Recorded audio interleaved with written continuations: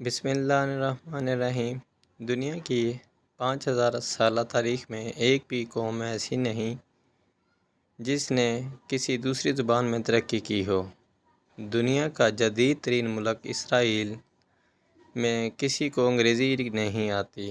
کم مدت میں انتہائی ترقی کرنے والا ملک جرمنی، جہاں لوگ انگریزی سے نفرت کرتے ہیں۔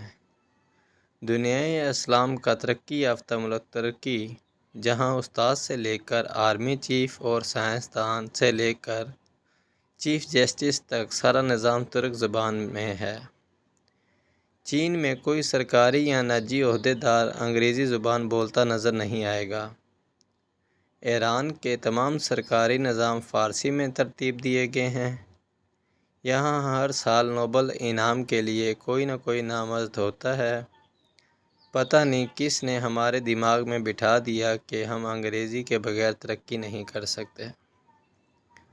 عجیب ہے کہ اردو ادب کی تاریخ 1000 سالہ پرانی ہے اور انگریزی ادب 300 سال سے پہلے نظر نہیں آتا۔ ہمیں اپنی زبان کو اہمیت دینی ہوگی۔ اگر دنیا میں نام بنانا ہے تو ساری دنیا ترقی کر گئی اپنی زبان کی بدولت، اور ہم نے آدھی عمر گنوا دی انگریزی سیکھتے سیکھتے۔ جزاک اللہ خیر۔